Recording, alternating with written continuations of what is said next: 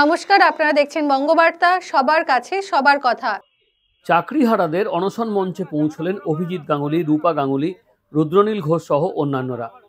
আজ এসএসসি ভবনে পুলিশের লাঠিচার্জের ঘটনার সমালোচনা করতে গিয়ে তারা বলেন, মুখ্যমন্ত্রী লন্ডন সফরে গিয়ে বাম জমানায় তার আন্দোলনে পুলিশের লাঠিচার্জের ছবি দেখিয়ে সহানুভূতি আদায় করতে চেয়েছেন, অথচ আজ তার সময় পুলিশই যোগ্য শিক্ষকদের ওপর লাঠি চালাচ্ছে। এ কেমন দ্বিচারিতা? আমাদের মুখ্যমন্ত্রী অক্সফোর্ডে গেলেন, উনি নিজেই সংবাদ মাধ্যমে জানালেন যে অক্সফোর্ড তাকে নিমন্ত্রণ করেছে।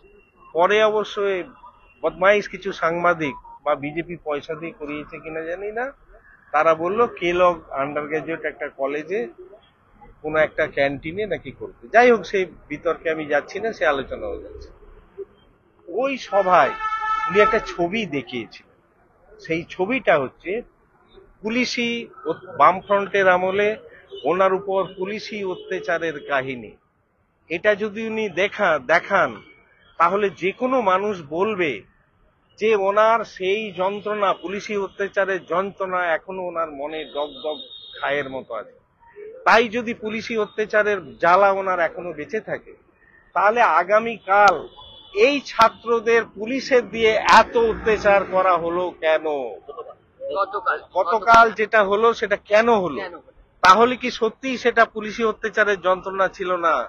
এটা সিদ্ধান্ত আসা যায় কি যে উনি চেয়েছিলেন ওই ছবিটা দেখিয়ে বিশ্বের বাজারে নিজেকে সেল করতে চেয়েছিলেন, এছাড়া অন্য কোনো উদ্দেশ্য আছে বলে আমি মনে করি না।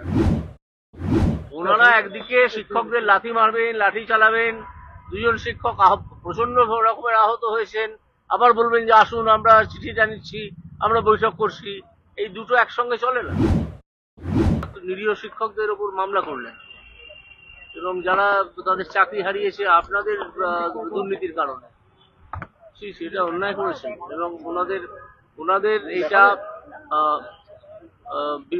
বিষয়টা সুষ্ঠুভাবে মেটানোর কোনো ইচ্ছেই নেই। ওনারা এটা নিয়ে যতটা সম্ভব রাজনীতি করা যায় সেটাই করছে। আমরা তো বিজেপির তরফ থেকে এসেছি, কিন্তু বিজেপি তো এটা নিয়ে সেভাবে রাজনীতি করছে না, বিজেপি রাজনীতি করছে না। আমরা শুধুই এদের প্রতি সহমর্মিতা জানাতে এসেছি। যদি মানুষ বিজেপির দিকে ঘুরে যায় এইসব কাণ্ড কারখানায়, কিন্তু আমরা প্রচার করে কিছু করছি না। আপনার মুখ্যমন্ত্রী এবং তার পুলিশের কাণ্ড কারখানাতেই তো মানুষের মন বিজেপির দিকে ঘুরে যাবে। যদি যাবে উনি বিপদে পড়বেন, আর যদি না যাবে ওনার তাহলে সুবিধে হবে। দুর্নীতির যে ছবি সরকারের সুপ্রিম কোর্টের কাছে ধরা পড়েছে, সেটা খানিকটা সাফ করতে হবে।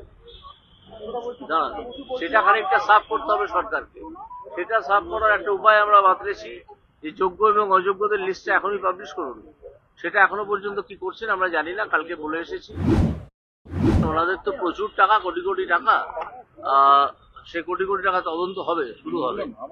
তো সেই জন্য তারা যাদের চাকরি গেছে, যোগ্য প্রার্থী যাদের চাকরি গেছে, তাদের দুঃখ সম্বন্ধে তারা কিছুই বলেন না, বুঝতেও পারেন না। এত যদি টাকা থাকে কারো, তিনি অন্যের দুঃখকে দুঃখ বলে মনেই করেন না। ভেঙে পড়বেন না, লড়াইটা জারি থাকবে। আমরাও আপনাদের পাশে সম্পূর্ণভাবে আছি। দেখতে থাকুন বঙ্গবার্তা, সবার কাছে সবার কথা।